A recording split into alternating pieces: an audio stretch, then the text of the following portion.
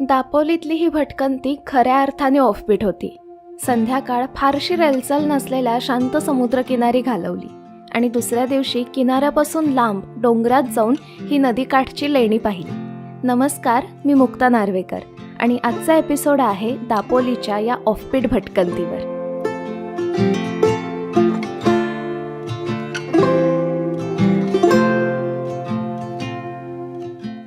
तर हा आहे आमचा दापोलीतला दुसरा दिवस आणि दापोलीत मी राहिली आहे लाडघर जवळच्या स्काय काउंटी रिसॉर्टमध्ये. त्यांचे डिटेल्स मी खाली डिस्क्रिप्शन बॉक्समध्ये देते आहे, ते नक्की चेक करा. इथून ॲक्च्युली लाडघरचा समुद्रकिनारा जवळ आहे, पण मी चालली आहे एका वेगळ्या समुद्रकिनाऱ्यावरती, कोळथऱ्याच्या समुद्रकिनाऱ्यावरती. सो पटकन जायला निघते आणि वाटेत काय काय होतं ते पण बघूयात. जाताना तामसतीर्थ किनाऱ्याचं सुंदर दर्शन होतं. हा किनाऱ्याच्या बाजूने जाणारा रस्ता मागे टाकला आणि सुरू झाली ही सुरेख वाट. वळणावळणाच्या वाटेनं कसं असावं तर असं असावं. दोन्ही बाजूला अशी गर्द झाडी दिसावी आणि मोहराच्या गंधाची साथ सबंध प्रवासात असावी.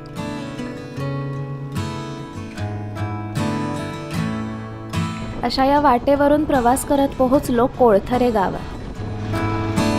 तर आम्ही कोळथऱ्याच्या समुद्रकिनाऱ्याच्या जवळ आलेलो आहोत. एक अशी वाट जाते मधून, त्या वाटेने चाललो आहोत. येतानाची जी राईड होती तर ती कमाल होती. म्हणजे संध्याकाळी राईड करायला खूप सुंदर आहे. गुगल मॅपवरती जर तुम्ही कोळथरे बीच टाकलं तर ते चुकवतं लोकेशन, आपण खूप पुढे जातो निघून. तर कुठे थांबायचं तर एक मंदिर लागतं येताना वाटेमध्ये. ते मंदिर कोणतं आहे ते मी इथं देते आहे. मी त्या मंदिरामध्ये संध्याकाळी जाईन समुद्रकिनाऱ्यावरून आल्यावरती. तर ते मंदिर लागतं, त्याच्या बाजूने अशी वाट गेली आहे, त्या वाटेने आपण किनाऱ्यावरती पोहोचू शकतो. आणि ही वाट तर अतिशय सिनिक आहे. अशी सुपारांच्या बागेतून जाते ती.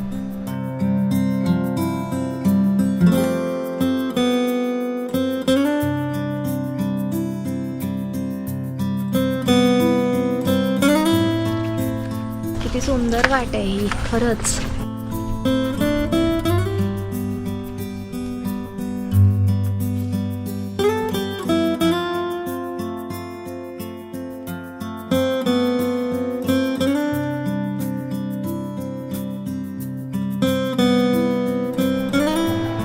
किनारा खूप मोठा आहे. खूपच मोठा आहे हा किनारा.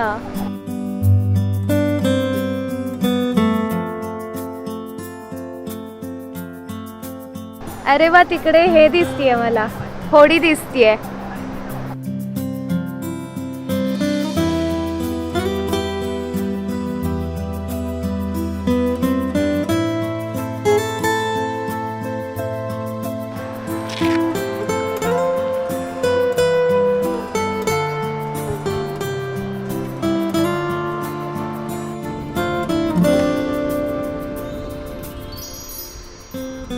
आणि आता मी या वाळूवरून चालती आहे ना, तर ती वाळू अशी मऊ आहे आणि ती अशी छान अशी भिजली आहे. तर त्यामुळे मला असं वाटतंय की मी एखाद्या वाळूच्या अशा छान मऊशार गादीवरून चालली आहे, अशी चालत असं वाटतंय.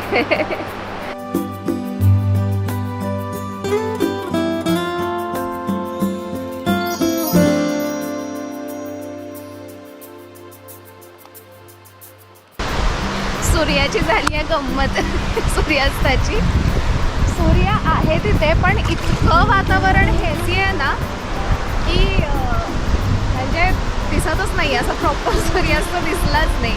पण एक मिनिट, उद्या आहे पौर्णिमा, म्हणजे आय थिंक 1-2 दिवसात पौर्णिमा आहे. तर तिकडे त्या सुरूच्या झाडाआड असा चंद्र दिसतोय, गोल असा पांढरा शुभ्र मस्त.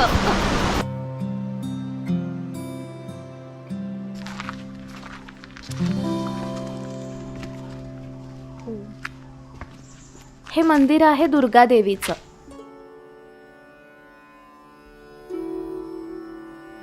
मंदिरात प्रवेश केल्यावर सुरुवातीला सुंदर नक्षीचे असे लाकडी खांब दिसतात.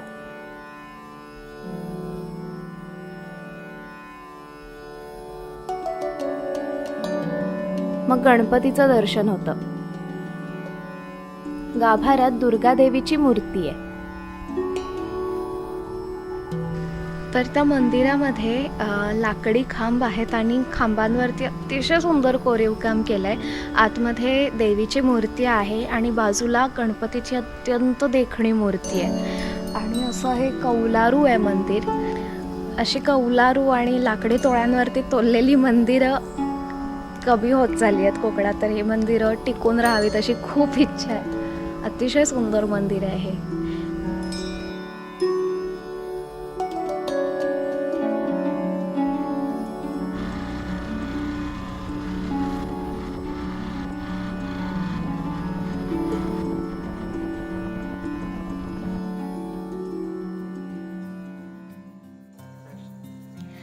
तर आता मी रूमवरती आली आहे आणि आता या आराम खुर्चीत बसून छान आराम करत होते पुस्तक ऐकत. तर आज मी अशा व्यक्तिमत्वाविषयीचं पुस्तक सुचवणार आहे जे आपल्या महाराष्ट्राचं अत्यंत लाडकं व्यक्तिमत्व आहे, पु ल देशपांडे. पुस्तकाचं नाव आहे अष्टपैलू पु ल. खरं तर हे पुस्तक मला रोहितनं सुचवलेलं, पण मी त्याच्याकडे साफ दुर्लक्ष केलं.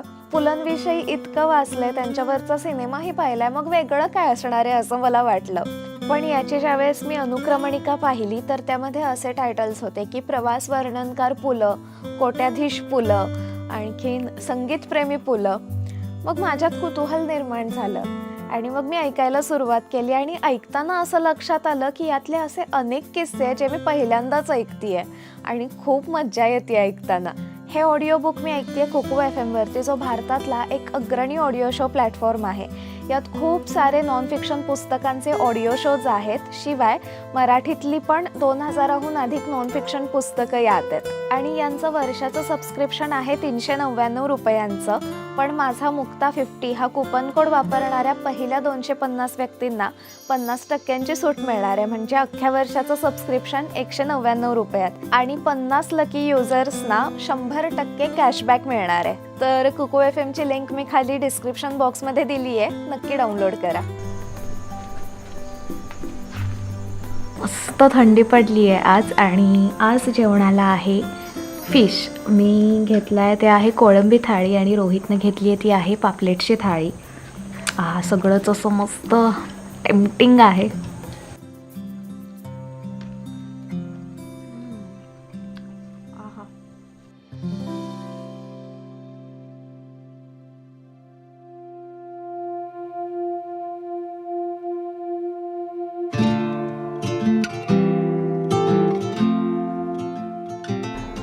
आता मी चालली आहे दापोलीची एक वेगळी बाजू बघायला. तर ती आहे पन्हाळे काजी. तर तिथे केव्ज आहेत, लेण्या आहेत, तर त्या बघायला मी आज चालली आहे. तर पहिल्यांदा आधी नाश्ता करते आणि मग तिकडेच जाते.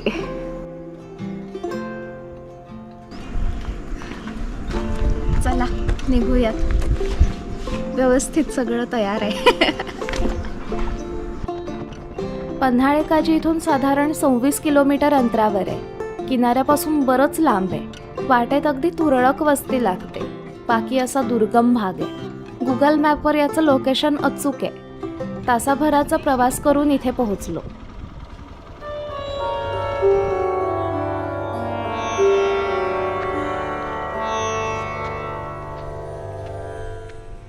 तर आता मी पोहोचली आहे पन्हाळे काजीच्या इथे.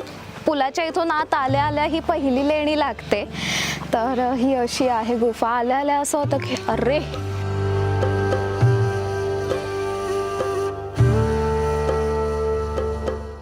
एकोणीसशे 70-71 साल असेल. केशवराव जाधव या शेतकऱ्याला शेत नांगरताना एक दगडी पेटी मिळाली. त्या पेटीत होते धातूचे पत्रे. गावातल्या मंडळींनी हे पत्रे दाभोळच्या अण्णा शिरगावकरांना दाखवले आणि त्यांनी ते पत्रे शोभना गोखले यांना दाखवले. आणि मग अभ्यासातून समजलं की हा शिलाहारकालीन ताम्रपट आहे. त्यानंतर 1972 साली उत्खनन झालं आणि कोटजाई नदीच्या गाळाखाली गेलेला 2ऱ्या ते 14व्या शतकातील तब्बल 28 लेण्यांचा समूहाचा शोध लागला. यातील काही लेण्या या वज्रयान हिनयान पंथातील आहेत, तर काही शैव आणि नाथ संप्रदायातील आहेत.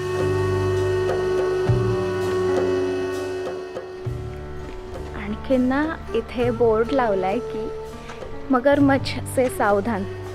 कारण तिकडे नदी आहे कोटजाई. सो त्या नदीमध्ये मगरी असतात. आणखीन तिथे पोहू नाही शकत. इथून आपण छान फेरफटका मारू शकतो, पण म्हणजे लेणी बघत जाऊ शकतो. सुरुवातीला दिसणाऱ्या लेण्या बौद्ध लेण्या आहेत. पहिल्या लेणीत दिसणाऱ्या या 7 बौद्ध प्रतिमा आहेत म्हणतात. या लेण्या एक सलग रांगेत आहेत. आम्ही एक एक लेणी पाहत चाललेलो. एका लेणीत ही महाचंड रोषणाची मूर्तीही दिसली.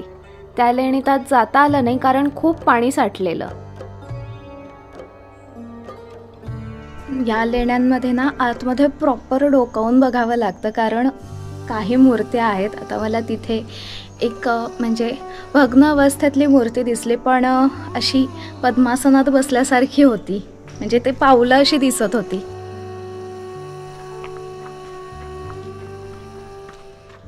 अमेझिंग.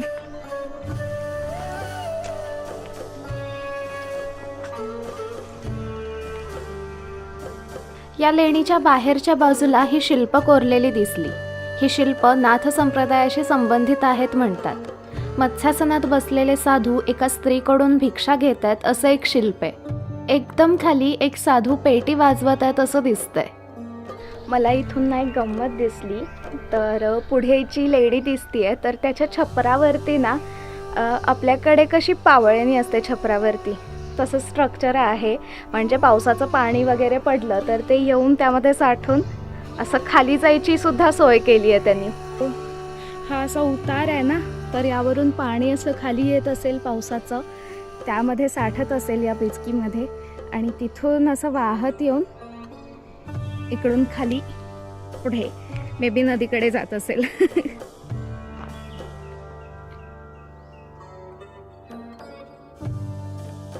जाताना एका दगडावरती असं सुंदर कोरीव काम केलेलं दिसलं.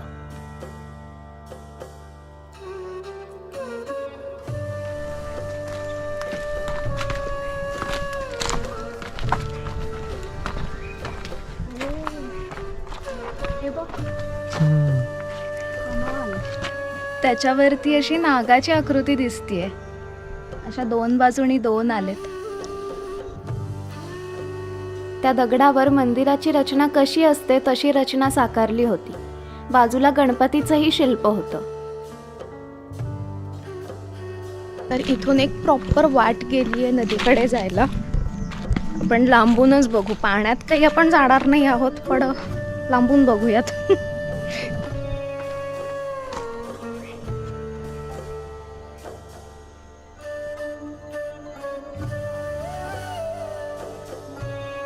तिथून पुढे गेल्यावर लेण्यांसमोर दगड ढासळलेला दिसला. या दगडाच्या पाठी एक सुंदर मंदिर आहे. कैलास मंदिर म्हणून ओळखलं जातं.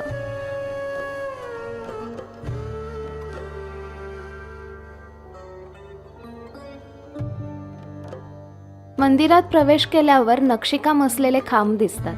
वरच्या बाजूला रामायण महाभारतातल्या घटना कोरलेल्या आहेत. समोर जय विजय साकारलेले दिसतील. आतमध्ये शिवलिंगाची जागा दिसते. त्या लेणीच्या बाजूला अजून एक लेणी दिसली. तर ती लेणी खास करून पाहावी गणपतीसाठी. गणपतीची अतिशय सुंदर मूर्ती आहे इथे. खूप मोठी आहे आणि कमाल आहे. एका लेणीत गणपती आणि सरस्वतीची मूर्ती समोरासमोर कोरली आहे.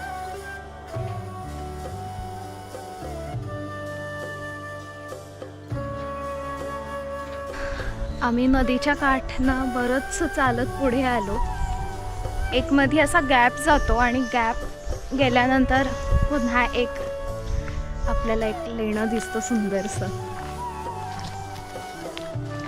या लेणीची एक गंमत मला अशी दिसली की ही जी समोर भिंत आहे तर ती अशी वरूनच आहे, खाली त्याला सपोर्टच नाही, अशी अधांतरीच वाटतीये.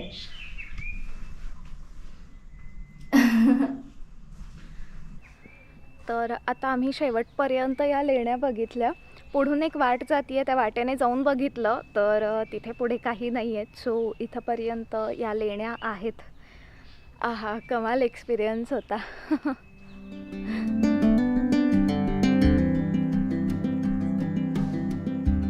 आणि आत्ता जेवण समोर आलेलं आहे. आज आम्ही व्हेज थाळी मागवलेली. तर यामध्ये आहे पापड, चपाती, कोबीची भाजी, मुगाची उसळ, वरण आणि सोलकढी आणि भात. आहा, भूक खूप लागली आहे. वेळ न घालवता मी जेवायला सुरू करणार आहे. आणि एक सरप्राईज आलेला आहे जेवता जेवता, मोदक.